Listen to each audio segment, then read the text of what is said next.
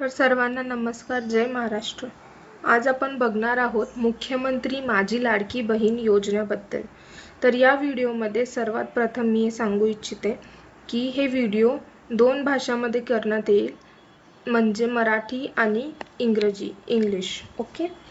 तर सर्वात पहिला माझी लाडकी बहीण योजना ह्याच्यामध्ये फक्त महिला हेच या योजनेचा लाभ घेऊ शकतात. या सगळ्यात पहिली अट आहे की त्यांचं वय असायला पाहिजे 19 ते 60 वर्ष, म्हणजेच 21 to 60 एज ग्रुपचे वुमेन्स हे योजनाचा लाभ घेऊ शकतात. तर या योजनेमध्ये असं नाही आहे की जर एखादी मुलगी 21 एजची असेल, 21 वयाची असेल तर ती घेऊ शकते. नाही, असं नाही आहे. ह्याच्यामध्ये सुद्धा 2 क्रायटेरिया पडतात. ते म्हणजे जर ती मुलगी एखादं शिक्षण घेत असेल, कॉलेजमध्ये असेल तर, आणि जर ती मुलगी एखादी स्कॉलरशिपचा लाभ ऑलरेडी घेत असेल, आधीपासून घेत असेल, तर तिला ही योजनाचा लाभ घेता येणार नाही. आणि कोणतीही महिला जे की मॅरिड आहे, लग्न झालेली आहे आणि जिचं डिवोर्स झालाय आणि जे महिला विधवा आहेत, असे महिला या योजनेचा नक्की लाभ घेऊ शकतात.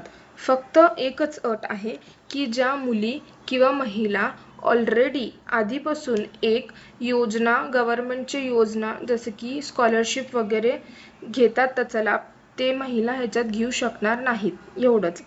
या योजनेमध्ये दरमहा 1,500 रुपये देण्यात येणार आहेत. पुढे बघूया. चला तर मग बघूया आणखी थोडी माहिती या योजनेबद्दल. तर सर्वात प्रथम, this scheme is initiated by the Chief Minister Eknath Shinde from the state of Maharashtra in the year 2024.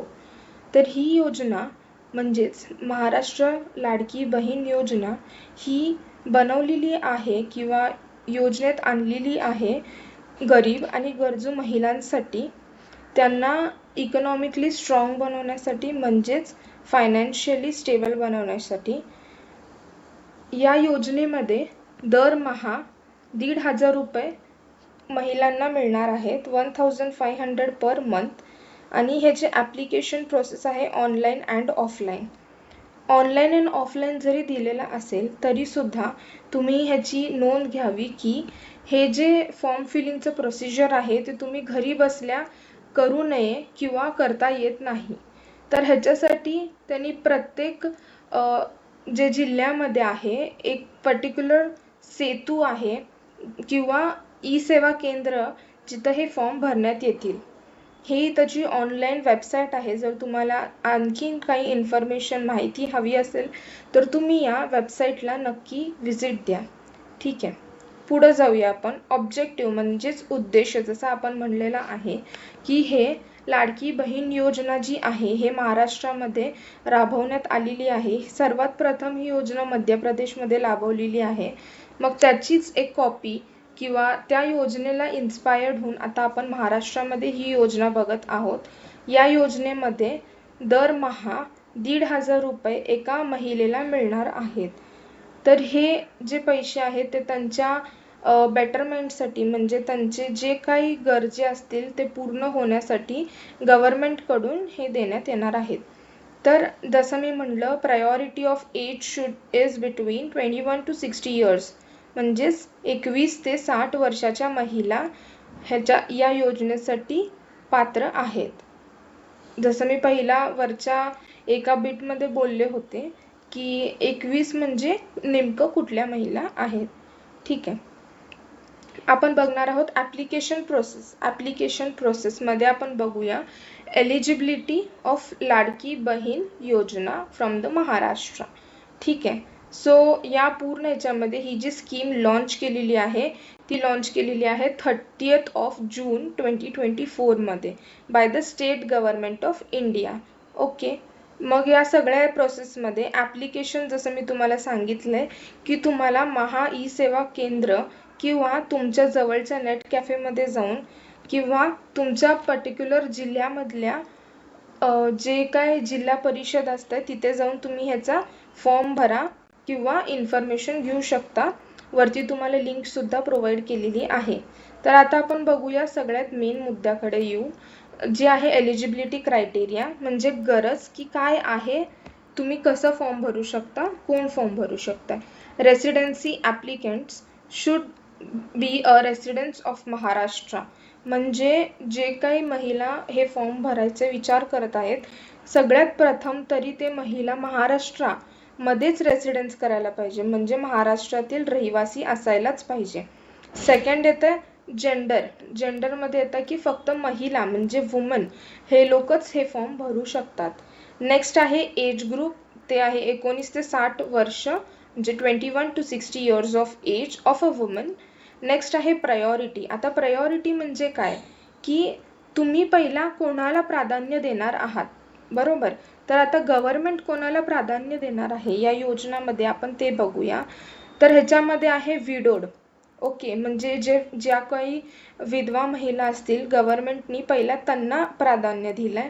आणि मग economically weaker section of Maharashtra, म्हणजे ज्या महिला इकॉनॉमिकली वीकर सेक्शनमध्ये बिलॉंग करतात, कास्ट आलं किंवा जे काय असेल ते, ठीक आहे. Income, the family's annual income should not exceed by ₹2.5 lakh, म्हणजे जे काय पूर्ण फॅमिलीचं उत्पन्नाचा दाखला जो काढतो आपण, त्या दाखल्यामध्ये 2.5 लाख ह्याचं जे आहे त्याच्यापेक्षा कमी असायला पाहिजे, ठीक आहे. म्हणजे 2.5 लाखपेक्षा कमी इन्कम तुमची असली पाहिजे. Employment, no family member should be in the government job और should be an income tax payer. म्हणजे काय, तर तुमच्या फॅमिलीमधला, तुमच्या कुटुंबामधला कोणताही व्यक्ती गव्हर्नमेंट जॉब नाही करत असलेला पाहिजे, आणि त्या व्यक्तीने किंवा कुटुंबातील कोणत्याही व्यक्तीने गव्हर्नमेंटचं टॅक्स पे नसेल केलेलं, म्हणजे ते गव्हर्नमेंटचं टॅक्स नॉन पेयर असायला पाहिजे, गव्हर्नमेंट टॅक्स न भरणारे असायला पाहिजे. बँक अकाउंट जे आहे आपल्याला महिलाचं द्यायचं आहे, ज्यांनी फॉर्म भरत आहे त्यांचं बँक अकाउंटचे डिटेल्स द्यायचे आहेत, जे अकाउंट लिंक आहे तुमच्या आधार कार्ड आणि मोबाईल नंबरला, ठीक आहे. नेक्स्ट, आणि जर तुमचं बँक अकाउंट नसेल लिंक, तर पहिला तुम्हाला लिंक करण्याची गरज आहे आधार कार्ड आणि मोबाईल नंबरला, ठीक आहे. नेक्स्ट आहे फायनान्शियल्स, ज्याच्यामध्ये आपण बघत आहोत, हे सगळं तुम्ही वाचू शकता, जे आत्ता मी सगळं सांगितलंय तेच आहे. ह्याच्यामध्ये तुम्हाला ना जे काय पैसे मिळणार आहे, जी काय रक्कम मिळणार आहे, ती तुम्हाला DBT होणार, म्हणजेच डायरेक्ट बेनिफिट ट्रान्सफर. ही तुमच्या डायरेक्ट बँकच्या अकाउंटमध्ये, जे काही तुम्ही बँक अकाउंट देणार त्या अकाउंटमध्ये डायरेक्ट ती तुम्हाला मिळून जाईल, ठीक आहे. सो नेक्स्ट, सगळ्यात इम्पॉर्टंट स्टेज आहे रिक्वायरमेंट्स ऑफ डॉक्युमेंट्स. आता आपण ही प्रोसिजर करणार आहे, तर कुठले डॉक्युमेंट्स गरजेचे आहेत या प्रोसिजरसाठी ते बघूया. इथे आपल्याला टोटल 9 म्हणजे 9 डॉक्युमेंट्स बघता येतात. सगळ्यात पहिला आहे आधार कार्ड. जसं मी म्हणलं, Aadhaar card should be linked for the bank account and mobile number, म्हणजे जे आधार कार्ड आहे ते लिंक असायला पाहिजे तुमच्या बँक अकाउंटला आणि मोबाईल नंबरला, ठीक आहे. Next is residential proof. Residential proof म्हणजे तुमचा पत्ता, की तुम्ही महाराष्ट्रामध्येच राहता त्याचा प्रूफ. त्याच्यामध्ये येतं तुमचं इलेक्ट्रिसिटी बिल, ठीक आहे.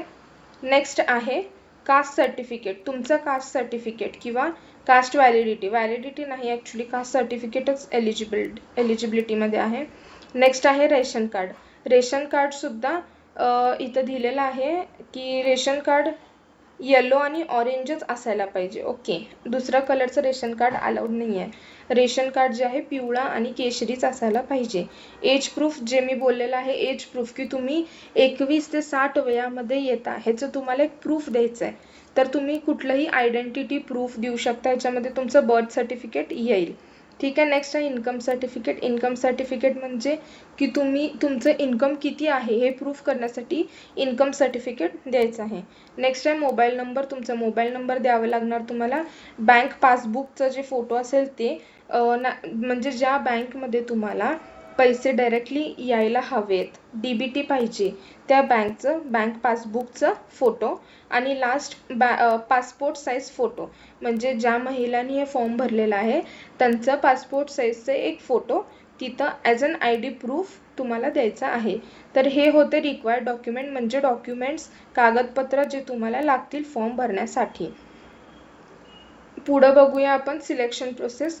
मी वरतीच सांगितलेलं आहे की सिलेक्शन प्रोसेस काय आहे, कसं आहे, प्राधान्य कोणाला देणार आहे आणि कसं देणार आहे. ठीक आहे, तर मी परत एकदा सांगू इच्छिते की प्राधान्य पहिला गरीब, गरजू आणि सगळ्यात इम्पॉर्टंट म्हणजे सगळ्यात महत्त्वाचं की जे प्राधान्य देण्यात येईल पहिला विडोजला म्हणजेच विधवा महिला ज्या आहेत त्यांना प्राधान्य देण्यात येणार आहे.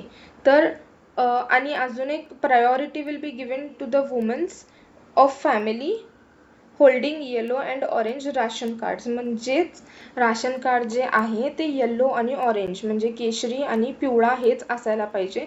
दुसरा जर राशन कार्ड असेल तर ते योजनेमध्ये भाग घेऊ शकणार नाहीत. ठीक आहे, तर ही योजना पूर्ण महाराष्ट्रामधले जे महिला आहेत त्यांच्यासाठी बनवलेली आहे आणि प्रत्येक महिला जे या क्रायटेरिया एलिजिबिलिटीमध्ये बसतात त्यांनी नक्की या योजनेचा लाभ घ्यावा आणि हे फॉर्म आपल्या जवळच्या ई सेवा केंद्र नाहीतर जिल्हा परिषदला जाऊन हे फॉर्म भरावं. ठीक आहे, धन्यवाद. अजून तुमचे काही क्वेश्चन्स वगैरे असतील, काही प्रश्न असतील तर नक्की मला कमेंट बॉक्समध्ये टाका. मी तुमच्या प्रश्नाचे उत्तर लवकरच देईन. धन्यवाद. Thank you very much. कृपा करून जर तुम्हाला माझा व्हिडिओ आवडला असेल, माझी दिलेली माहिती पटली असेल किंवा समजली असेल तर प्लीज माझ्या चॅनलला लाईक करा, सबस्क्राईब करा आणि शेअर करा जेणेकरून बाकीच्या महिला जे या क्रायटेरियामध्ये बसतात त्यांना सुद्धा या योजनेचा लाभ घेता येईल. धन्यवाद.